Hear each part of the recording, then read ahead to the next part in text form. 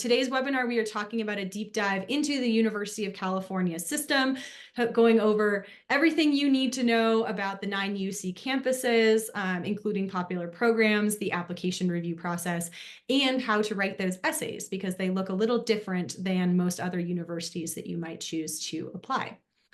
Quick couple of things to start off quickly with the webinar. If you haven't joined us for one of these before, we will be taking questions at the end using the Q&A function. So go ahead and take a look. The Q&A should exist at the bottom of your screen. You're welcome to put questions in the Q&A box at any point during the presentation. We will be saving those and going over those at the end of the presentation. So please do put your questions in there. We'll be happy to discuss them for you. And then throughout the course of the presentation as well, we also appreciate you keeping track of whether you feel like this is working well for you or not. We will be sending a survey at the end of the presentation, and we would really appreciate your feedback. If you find this helpful, if you find that it's not helpful, please let us know, because we want to improve future events for you and talk about topics that are important. So without further ado, we're going to jump in and just all introduce ourselves. I'll get started since I'm already speaking. My name is Olivia. I'm a college advisor here at LogicPrep. I'm also our director of content and narrative. So you have probably seen me on a lot of our webinars if you've joined ones in the past. I do help to sort of manage the topics and presentations here at LogicPrep. But today I'll be speaking primarily as my role as a college advisor and what I share with my students when we talk about the University of California. So I'll pass it over to Angela and then Joe to introduce themselves as well. Hi, everyone. My name is Angela. I'm also a college advisor here at LogicPrep. I'm also a former UC Berkeley application evaluator. I am born and raised in California, so I actually also graduated from UC Berkeley and attended UC San Diego for my master's. So a lot of kind of experience within the UC system, and happy to chat with you all tonight. And hi, I'm Joe. I am one of the essay coaches at LogicPrep. This is actually my first webinar, but I'm excited to be here and to talk to all of you because the University of California is different than other application essays, and I'm always happy to work on it with students. Awesome. Thank you guys so much. All right, we're going to dive right in. Here is what we're going to be talking about in our webinar today. First of all, we're going to talk to you about the 9 UC campuses. What are they? Where are they? All of those easy things. We'll also be talking about the UC application as a whole. So for those of you who don't know, the University of California system has its own application that is separate from all other colleges in the US. So we'll be talking about what that application looks like and how you fill it out. We'll also be talking about deciding your major at the University of California campuses and how that can affect your application process. Then we'll be diving into the personal insight questions, which is the term that the University of California uses for their essays, and discussing some strategies for how to complete those questions. And then lastly, we will go over your questions. So please do put those in the Q&A and let us know what you want to know about the University of California. We're starting by talking about the 9 UC campuses. This is a handy dandy map that the UC includes on their application platform for you to be able to see which campuses there are and where they are located within the state of California. So we're going to talk really quickly about each of these 9 undergraduate campuses and what sort of the basic information is that you need to know about each of them. In general, the University of California campuses tend to be on the larger side, although that's not true for every campus. So we'll talk about that a little bit. And then they also tend to be very research focused. So that's something in general that you will notice about any of the UC campuses, that they put a heavy emphasis on research, both in the sciences as well as in other disciplines too. So just going from north to south, Davis is our northernmost UC campus. It's a pretty rural campus in a small town outside of Sacramento, California. Because of its proximity to Sacramento, it is pretty close to the state capital. And so for students that are interested in potentially doing things with the state capital, either through politics or environmental policy or something like that, its location can be very useful. But outside of that, it is a very rural community and does tend to attract students that are really interested in being in nature. At 32,000 students, it is a fairly large campus as well. So you do have a lot of energy within the student body there. UC Berkeley is one of the best known campuses in the California system.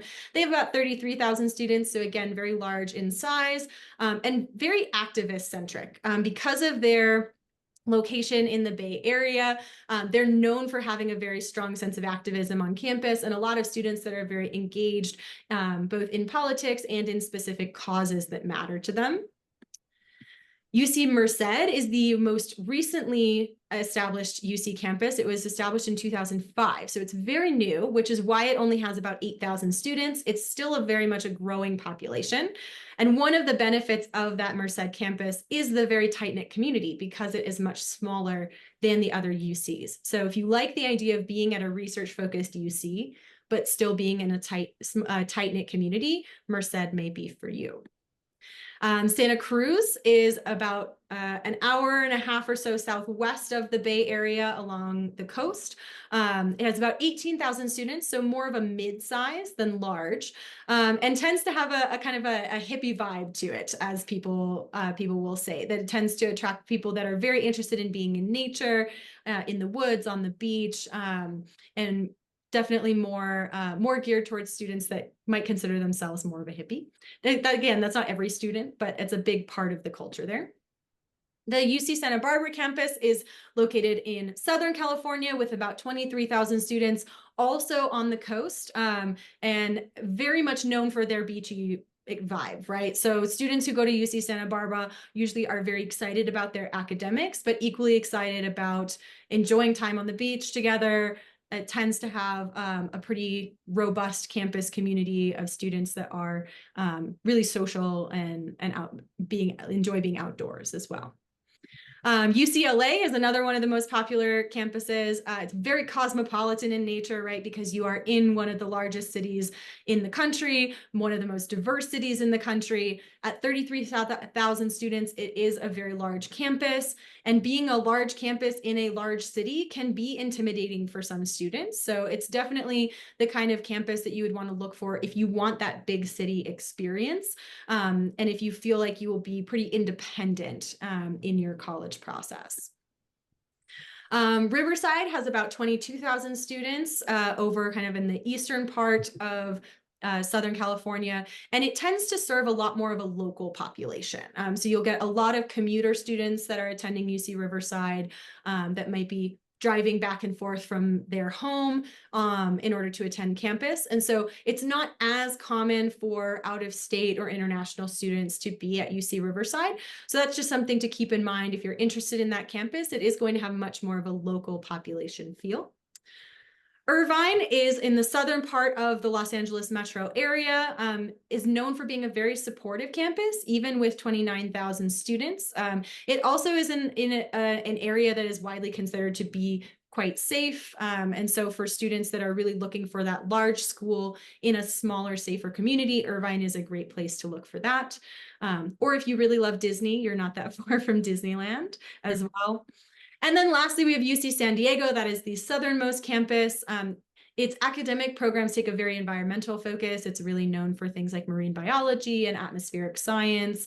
At 34,000 students, it's the largest of the UC campuses. And some students will say that it can be a bit overwhelming how big the campus is. So definitely something to keep in mind if you're not sure about a big school. A couple of things to just go over in terms of what each campus is known for. So again, this is just a very high level of premier programs at each of these universities. It is not going in depth into all of the strong programs that these campuses have. So if you're interested in something that does not show up on this screen, believe me, you could find it at a number of the UC campuses here. But some of the things that they're really well known for, UC Berkeley is particularly well known for science and engineering, as well as computer science. UC Davis is really well known for programs in the biological sciences, things like veterinary medicine. They have one of the top vet schools in the world. UC Irvine is really well known also for engineering, as well as criminology and the natural sciences. So that's an interesting bent for Irvine. That criminology program sets them apart from the other campuses. UCLA is particularly known for theater, film, and TV. Naturally, being in Los Angeles, you're at the center of a lot of that industry. So it makes sense that they would have a particularly strong program in that area.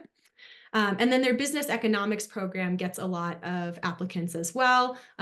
It's not a business program. It's not an economics program. It is sort of a hybrid in between. So that can appeal to a lot of students that are interested in both of those areas. UC Merced is most well known for its sustainability programs, both in terms of the initiatives on campus for sustainability, as well as academic opportunities for students to study sustainability. And they also focus a lot on the health sciences.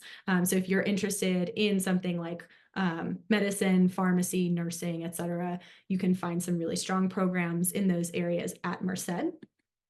Riverside is really well known for science and engineering, as is much of the UC system, but they also have strong programs in public policy that are good to note. UC San Diego focuses a lot on, as I mentioned before, programs like oceanography, atmospheric science.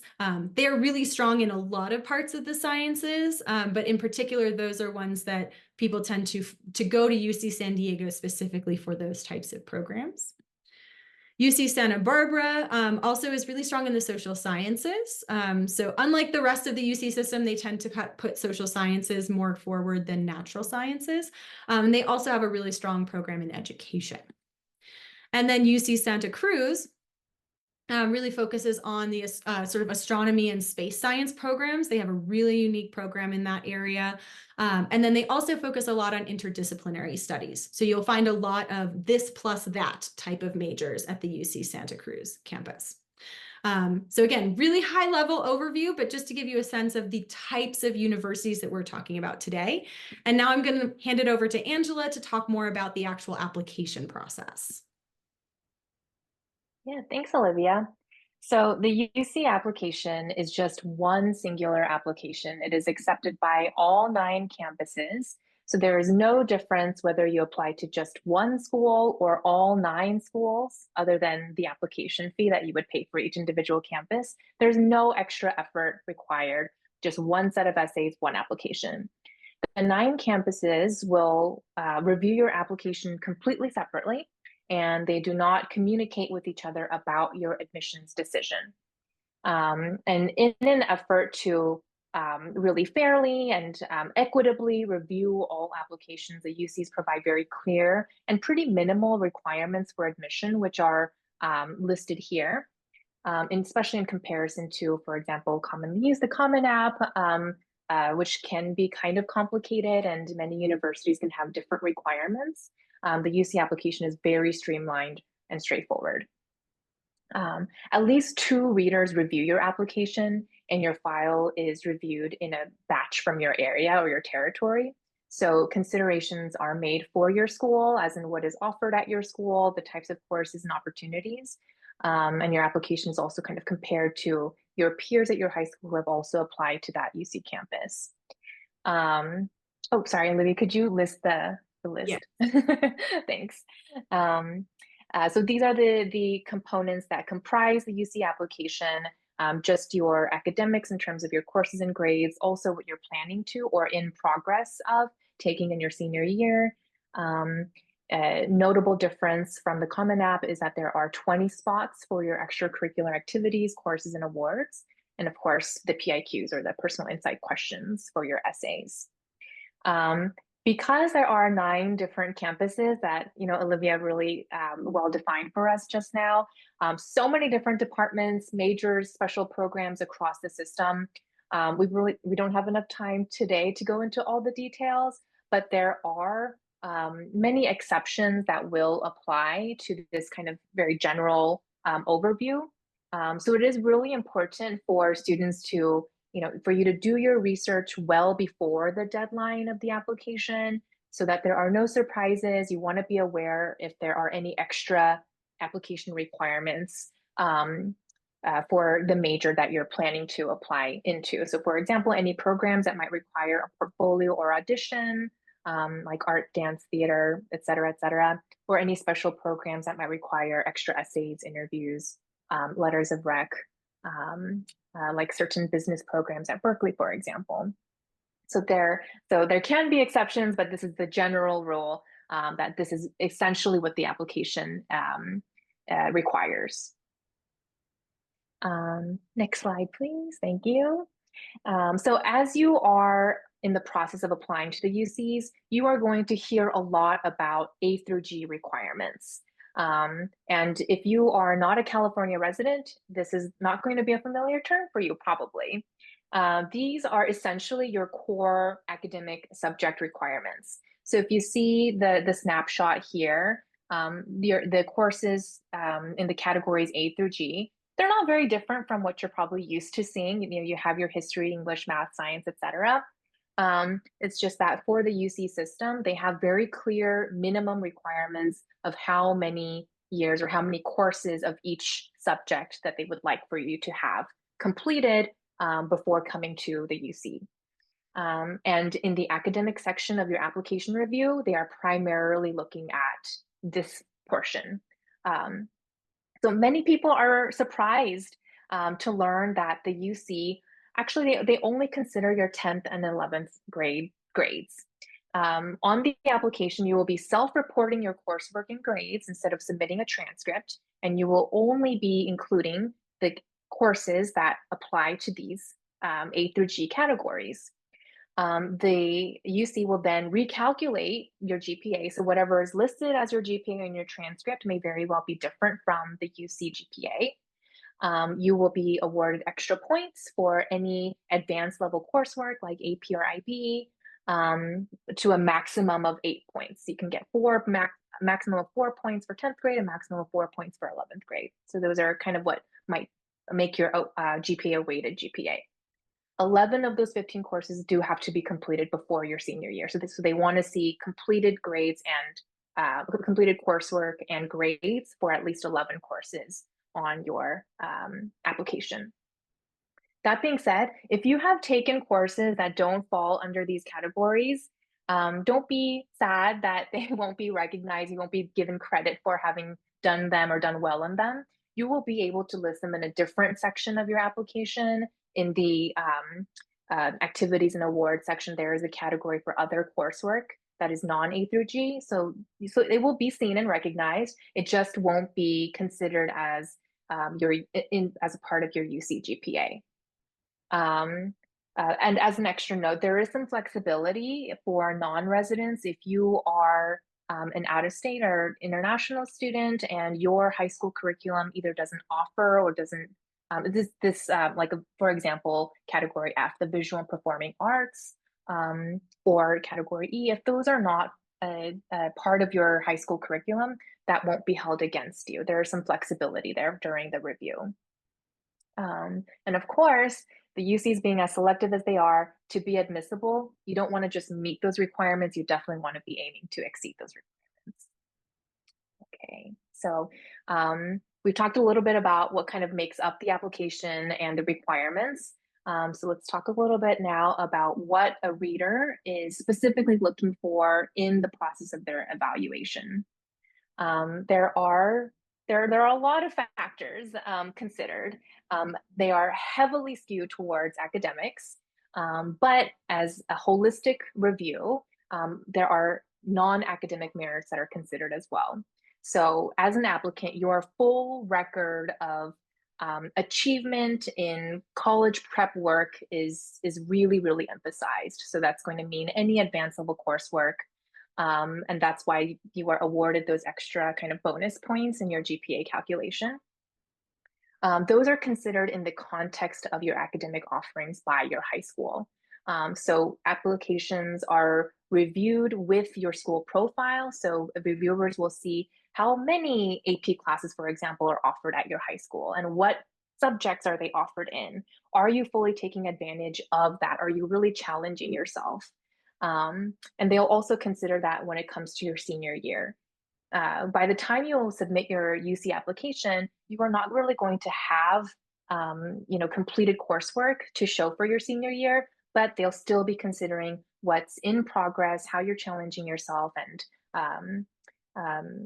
if you were in IB, if you might have predicted grades at that point, they might consider that as well.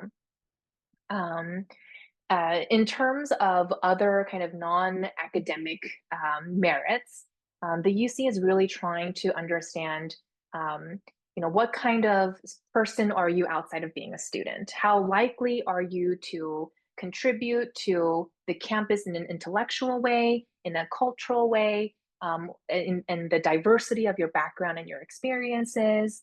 And they're going to take a lot of that from the evidence that you're demonstrating through your experiences in high school and your pursuits in high school.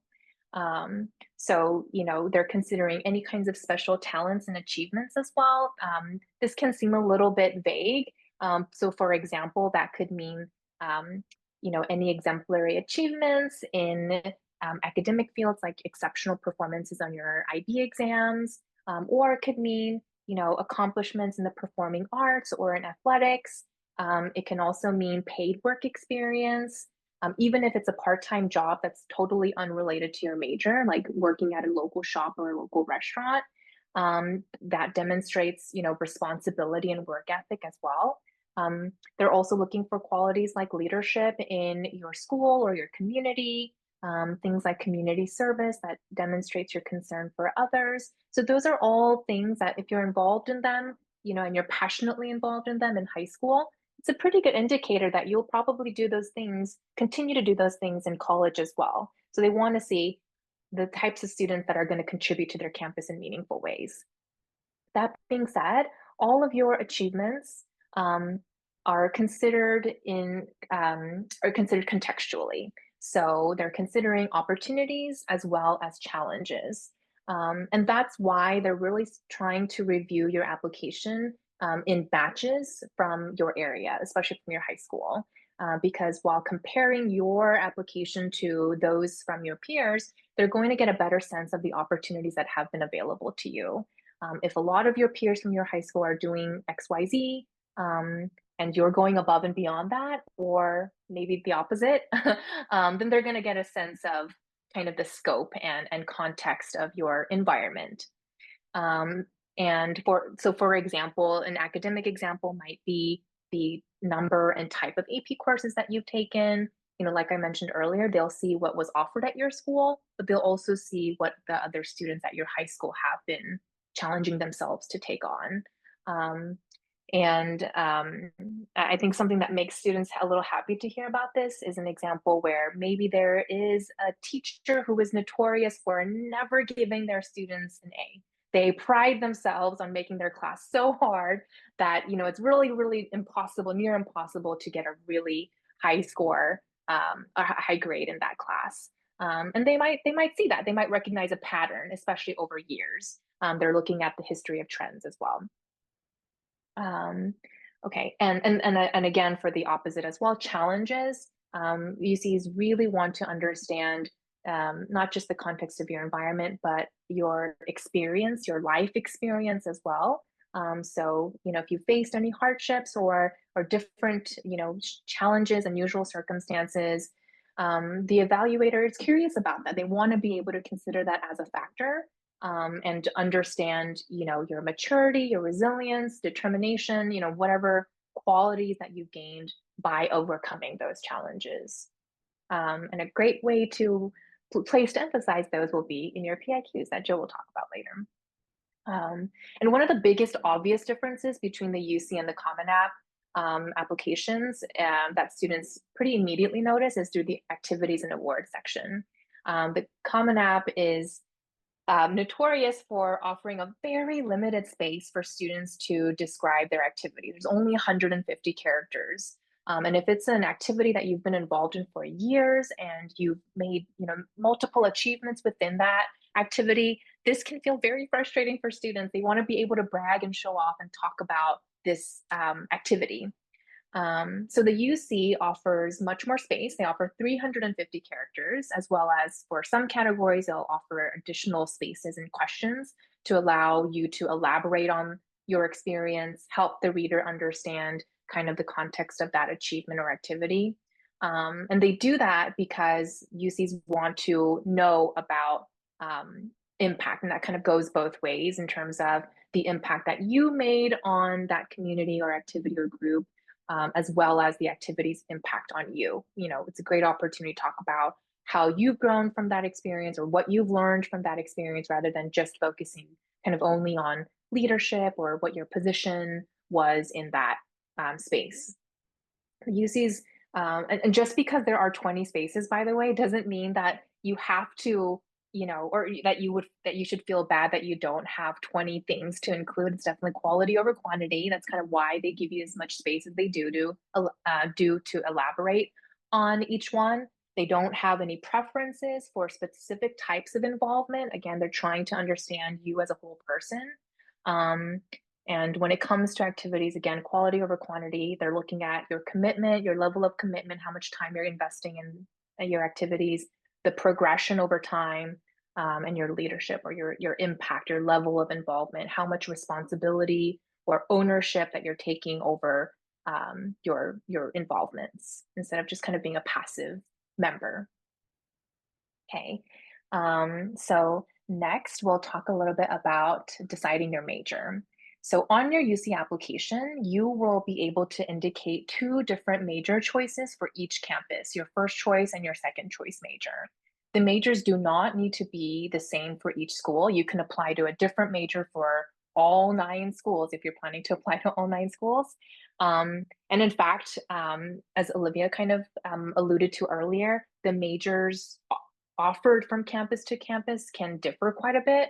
So that is one area that you would need to research, you know, very thoroughly before applying, instead of just kind of randomly clicking through the application website as you're filling it out. So for many schools and for many campuses and for many schools within the campuses, the major is not going to be a factor in your admission. So it's totally okay to apply undecided. The UCs are very understanding of the fact that at this stage in your life, you may not know what your long-term career goals are or what your desired field of study is. Maybe you're interested in too many things to know for sure right now. However, there are some exceptions that might apply, and that might be for some majors that are not open to freshmen. On the flip side of that, there are some majors that are only open to freshmen, and then there are certain majors that are called like impacted or selective or high demand majors. There are different terms for them, and those are going to be the most kind of popular or high demand majors. And because of that, the spots are going to be limited. So they might require additional application materials, or it might not be possible for you to come in undecided or come in as another major and then later on try to internally change your major to that one that you to this high demand one. So I say that because I know a lot of students kind of wonder if there's a strategic way to maybe improve your chances of admission by selecting a less selective or less desirable major, and then maybe, I don't know, try to backdoor your way into the one that you actually want once you're there. That could be your plan, but that plan might not work out once you're on that campus if your major is one of these majors that have extra kind of guardrails around them. So that is one area where I would highly recommend doing your research before. Okay, so before I kind of pass the mic to Joe, I'll wrap up with a few quick tips here. For the UCs, they're really emphasizing academic excellence. Like I mentioned, the A through G requirements, you want to aim to exceed, not meet. So really take a good look, start early, and think about what is offered to you over the course of your 4 years and how you want to plan accordingly to be able to take advanced coursework. You really want to emphasize and take advantage of the extracurricular activities and awards. There's a reason why they offer 20 spots. They want to understand your life. They want to see how you're meaningfully spending your time outside of the classroom.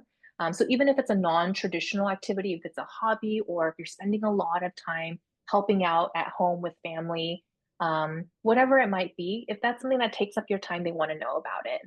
So those are certainly things that you can include on in one of those 20 spots.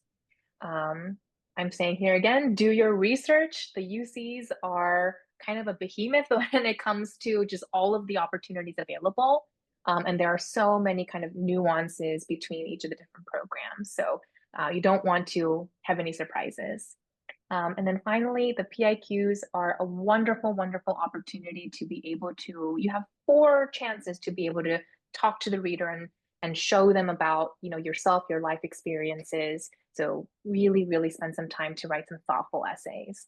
And Joe is going to impart some wisdom on that now. All right, thanks, Angela. So yes, Angela is absolutely right that the University of California does want to sort of know who you are as a person, and the best place that you get to tell them about yourself is through these personal insight questions. Let's just for a second deal with how the University of California application differs from what you'll do at a lot of the other schools you're applying to, which is that the Common App has one central essay of 650 words. That's usually the first thing that people work on. It's certainly the first thing I work on with people when I'm working with a student. And the University of California has 4 equal weighted essays. There are 4 essays of 350 words each, and all of them are equal. They're all equally important, and they're all equally long. So there's no right or wrong choices, by the way. You get 8 choices, 8 prompts to choose from, and there's no right or wrong choices among them. You can choose any of the 4 that you like best and that you feel will allow you to talk about the parts of yourself that you most want to talk about. So this, by the way, is going to be something that is true of all essays. They really want to hear your unique voice. They want to know your personality. As I say, this is true of every essay you write for colleges. The reason the University of California doesn't actually call them essays, they're personal insight questions, which are answered by personal insight statements. And the reason they do that is because the word essay can have a sort of very academic sort of aura around it. And they are not interested in you writing like the kind of essay that you would write for an English class. So it does not need to be formal language. They really want to hear your voice, and it's a personal essay. So one of the things that is valuable about the University of California, or exciting for us, is that you can use material that you did for your personal statement for the Common App.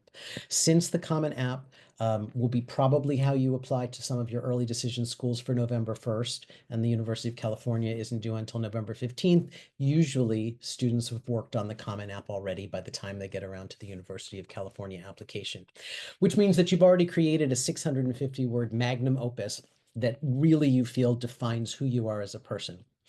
And so we want to try to mine that for some of the material that we can use for your 350-word University of California essays. We can often find a way to reuse some of this material for up to 2 different University of California essays. And we'll be looking at the 8 different essay prompts in a second.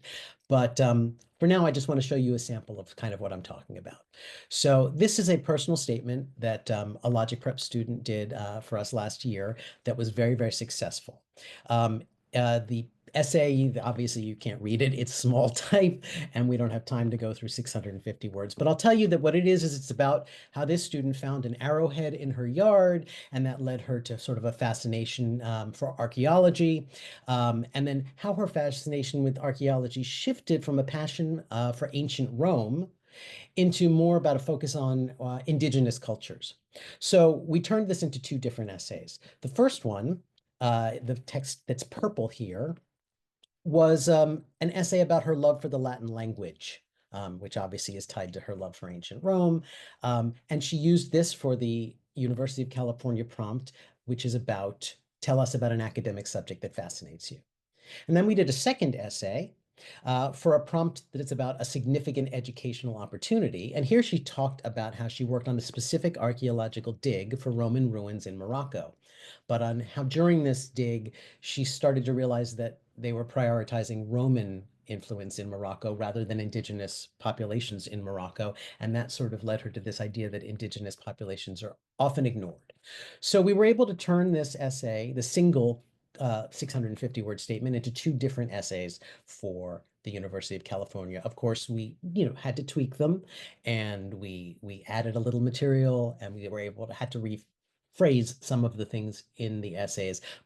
But we were starting on third base. We already had really good ideas for this essay. So let's go to the next slide. One of the big important things you're going to have to do here is make strategic choices about which 4 essays you choose. So when we start to do this, the big thing is you want to not repeat anything. No life experiences, no extracurriculars. They should not appear in 2 different essays. Because what we want to do is we want to cover a broad series of topics and show the University of California as many different sides of yourself as possible. So if many of your answers are serious, let's say, you might want to include one that shows a lighter side of you, that you have a sense of humor, or that just is something funny that happened to you. We want to try to give them a different, ideas of the different sides of your personality. Consider the narrative of your application as a whole. What this means is, if you are applying for a certain major, if you have spent a lot of your time in high school working on certain extracurriculars, we want to make sure that the essays take that into account so it doesn't seem like the person that you're describing in your essays is a completely different person than they have gotten an impression of from the rest of your application. Often, I like to work with students considering the topic first and then choosing which of the personal insight questions we use. The reason that I like to do this with students is because sometimes, you read the prompts and you start to get hung up on how can I answer that question? When really, I prefer to think of it as, what do you want the University of California to know about you? What are the things that you consider to be most emblematic of who you are as a person? Many of these prompts have a certain degree of flexibility, which you'll see as we start to look at the rest of the prompts, or as the actual prompts. And that flexibility allows us to answer them as we choose. So sometimes it can be useful to think about, what do I want to tell them, and then to look at the prompts. So let's go to the next slide, which shows you these prompts. We don't have a lot of time here, so I'm not going to be able to go into each of these prompts in detail, but we probably wouldn't want to go into these prompts in detail with a large group of people anyway, because this is all about who you are as a unique individual. So people's answers for these questions may vary widely depending on who they are, what their background is, what their life experiences are. So the first one is the leadership experience essay. And this is really about the impact that you had on other people. So don't get caught up into whether or not you had in an extracurricular that you were, a member of the leadership in that group, or a particular title that you held. It's really about, have you had an impact on other people? And we can define leadership in many different ways. This is what I was talking about with flexibility. Okay, the second prompt is about, every person has a creative side. And again, they say specifically, they say, creativity can be expressed in many ways. And you have to take them at their word. So we can define creativity to be anything we want. It can be many things other than artist. If you're a math person, you might describe the creativity you bring to solving an equation in a fresh way. Or it might be about some sort of creativity that you bring to your sports. Do you come up with a new strategy? The third prompt is, what is your greatest talent or skill? And then how have you developed that or demonstrated that over time? And again, we can define talent and skill any way we choose. So don't be constrained by notions of arts and crafts.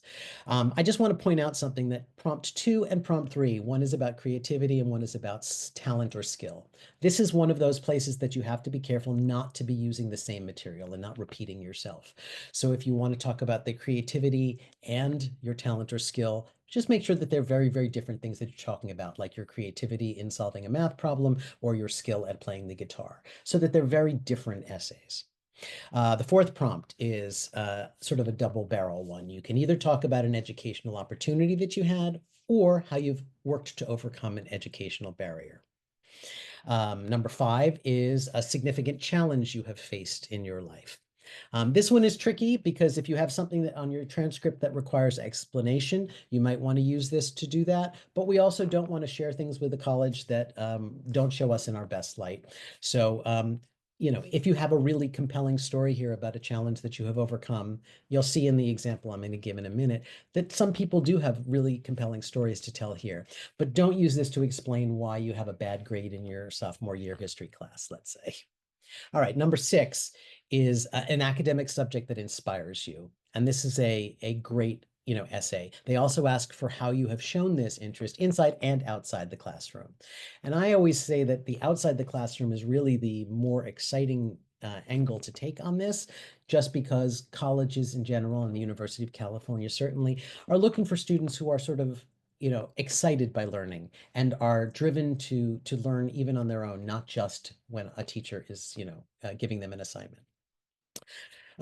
Prompt number 7 is how have you made your school or community a better place?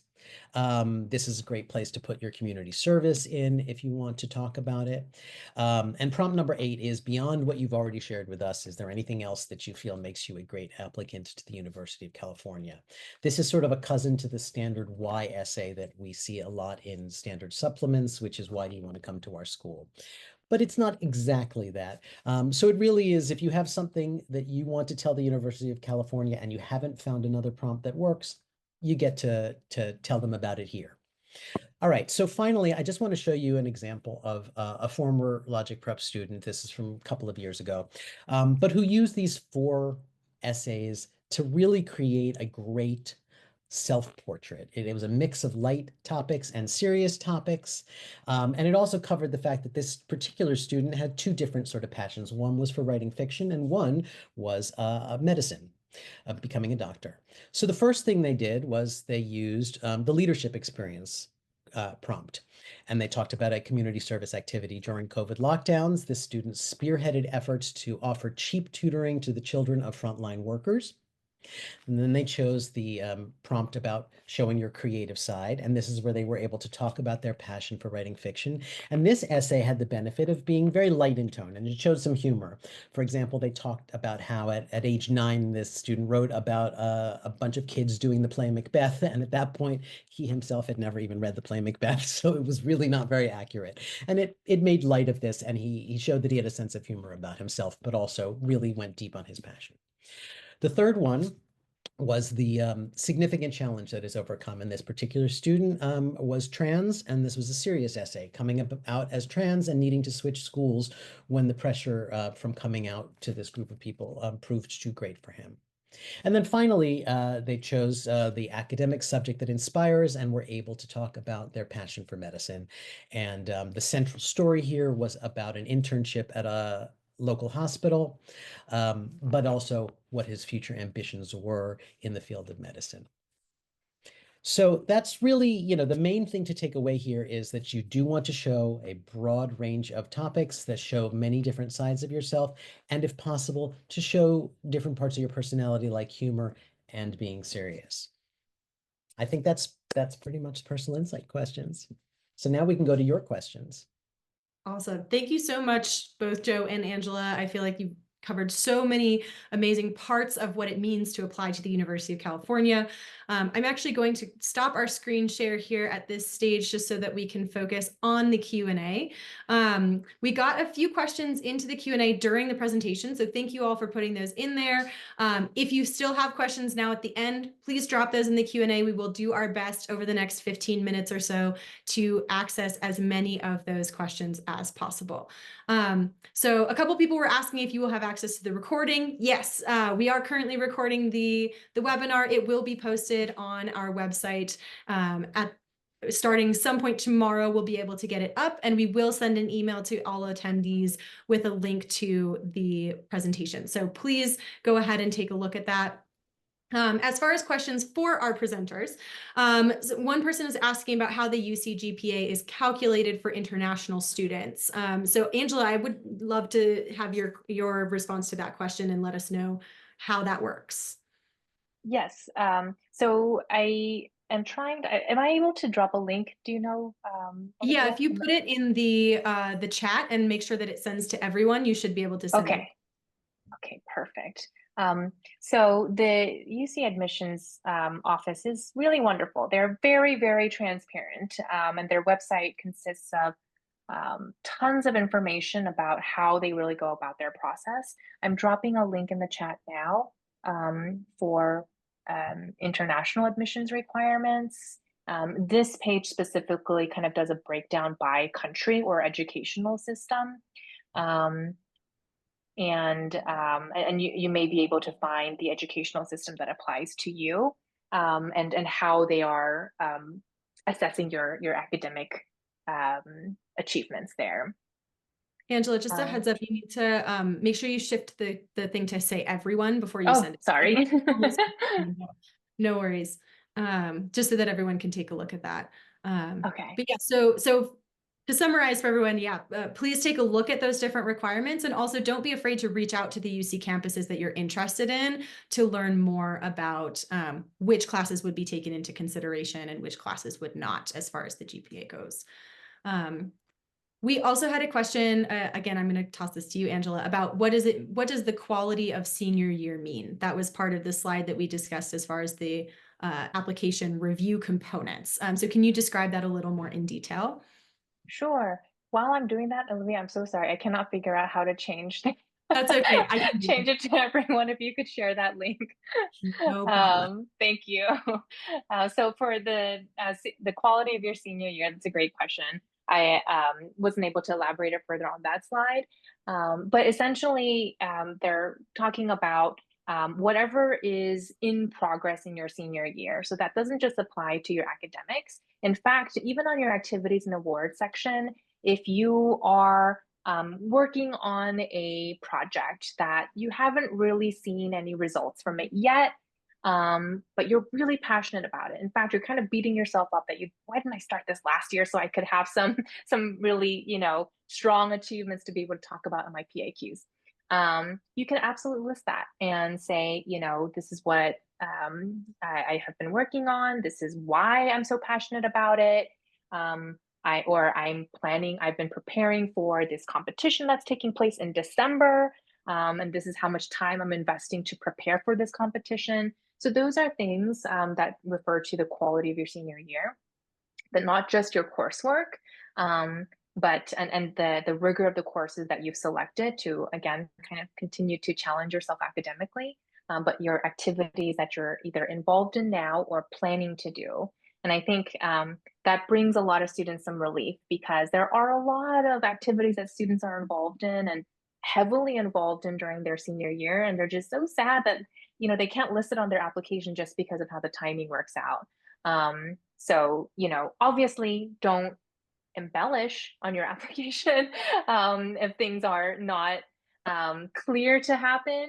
But if there are things that you are actively working towards, then you should absolutely, talk about that in the activities and awards section. And thank you, Olivia, for putting that link in. Awesome. Thank you all for those questions so far. Please keep them coming if you have others that you're thinking of. The next question on here, I'll discuss a little bit, and then if either of you want to chime in, please let me know. That I had mentioned about UCLA requiring more of an independent lifestyle because of its location, and what does that mean? So really, in fact, like the reason that UCLA requires more of an independent lifestyle has less to do with its location and more to do with its size.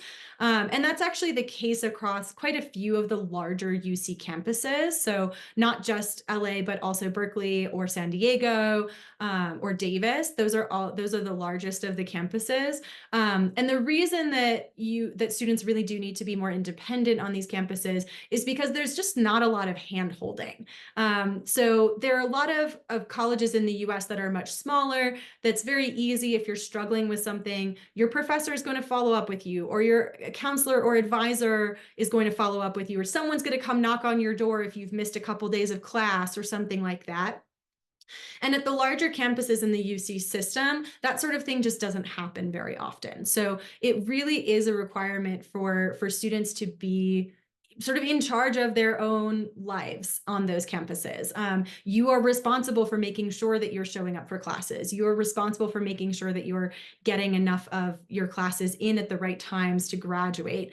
Yes, there is going to be some support for you. You will have academic advisors. You will have folks that are specifically on campus to help you out.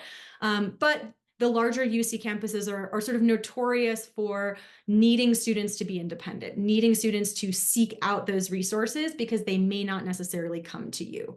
So that is the case for UCLA, but it's not only the case for UCLA.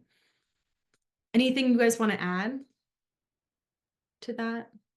I'm looking specifically at Yeah, Angela, who attended UC yeah, Berkeley, have that yes, specific that experience. So, that was a huge takeaway for me, and definitely advice I share with my students as well, especially from the perspective I had. I worked in admissions at USC, which is just down the road from UCLA. And it's not a small school by any means. It's about 25,000 students.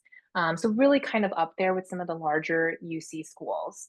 However, because of the structure of being a private school as well, and the different resources that they have, some of the different kind of also like student-centered culture, um, the experience that I saw USC students having was very, very different, just like required check-ins with their advisors, whereas for UC's, Olivia, as you're saying, very, very much, students are encouraged slash required slash empowered to have to kind of take their education, take their opportunities, take the initiative on those things. If needed, the help and the resources were there, but it was kind of on you as a student to kind of seek those out and really pursue them. So those, I would say those were two kind of stark differences I saw from being a student and then being on kind of the administrative side at USC. definitely. Awesome. One of the other questions it's not in the Q&A, but that we got in advance of the webinar from one of our registrants was asking specifically about the PIQs. Because they are common to all the UCs, is it okay to highlight a course or program that's offered by a specific UC campus if you are applying to multiple, or should you avoid doing that in your essays? Well, I'll answer that one.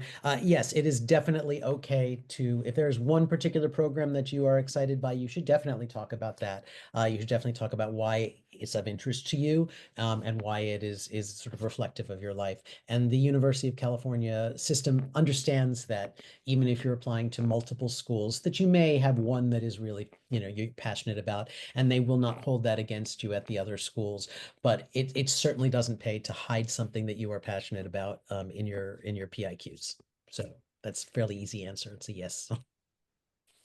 Yeah, and one thing I'll note to that as well is that it also depends on the sort of the variety of schools that you're applying to or the variety of programs as well, right? So as Angela mentioned when she was talking about the choosing your major at different campuses and how you might choose different majors, if you have one singular campus that you are above all else super excited about and one singular program, and you're applying to a few other campuses that you're also interested in but maybe not as deeply, then it, as Joe said, it definitely makes sense to highlight that specific program because that's your focus. If you find yourself more in a situation where you're like, I really love maybe 5 out of these 8 campuses, and I could really see myself at all 5 of those doing something a little different.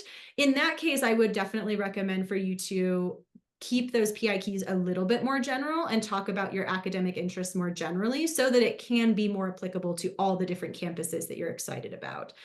And there are certain sort of specialized majors that some of the campuses have that do actually, as Angela talked about these exceptions, that do actually have supplemental materials. A good example of that is the MET program that's offered at Berkeley. It's basically a sort of engineering and technology management program that's very specific to that campus. And there are additional essays required that you would submit at a later time for that program. So if you're applying to a program like that, there's no need to go super in-depth about it in your PIQs because you will have that opportunity with your supplemental essays as well.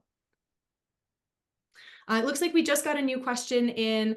It was mentioned in the slides that the UCs are research-focused institutions. Would you be able to conduct research or be a part of research studies during your undergraduate years? Angela, would you speak to that a little bit? Sure. Everyone's favorite answer, it depends. And it depends on a few things. It depends on the school that you're at, the type of research that you're interested in doing. and what year you're in, what department or school that you're in. So there are going to be a lot of kind of nuances. But generally speaking, sure, if you are an ambitious, driven, qualified student who is, very passionate about pursuing research in a certain field, and there are opportunities that happen to be available during the time that you are there, then I don't see why not. But like I said, there's going to be a lot of factors to kind of making that work. And I would say this is another part where doing your research while you're deciding which campuses to apply to could make a big difference to you. If doing research at the undergraduate level is something that you really want from your college experience, then apply to the schools where you know that you have a better chance of making that a reality. And you can see those opportunities through the university websites. You can always reach out to the admissions office. Sometimes you can even reach out to the professors and faculty. You might have better luck at getting a response to by reaching out not just to the faculty but to maybe the supervisors of that department or program. And sometimes it necessitates being part of an honors, being a scholar or being part of their honors program. There might be some kind of contingencies, but the overall answer would be, yes, there are these opportunities. It's just kind of up to you whether it's gonna become a reality for you. And yeah, I hope that answers your question. And I think like we were talking about before, I think that comes back to the nature of the UCs being more of an independent type of campus where you are required to go seek out those opportunities, right? So if you really want to research during college, that is not going to fall into your lap at a UC campus, but it's absolutely there if you are seeking out those opportunities and talking to people and making your interests known. It's something you can absolutely do, but it will require you as a student to go seek that out and put in the effort to make it happen. That's one of the things that I think is really helpful. And one sort of general tip that I think is very applicable to the UC campuses, but also applicable to anywhere you might be applying, is to just communicate with the admissions offices or with the colleges when you have questions. Colleges love talking to prospective students. Admissions officers are paid to talk to prospective students. They want to talk to you, and they want to answer your questions because they want to find as many amazing, super qualified students as they can to bring to their campuses, which means if that is you, they want you. And so if you have questions or concerns, if you want to know more details about research in your specific area of interest, go ask the campuses that you're curious about. Send them an email, give them a call, talk to them if they're coming to visit your high school, or if you see them at a college fair. Go ask those questions, because at the end of the day, that's how you're going to get the information that's very specific to your circumstance and your interest.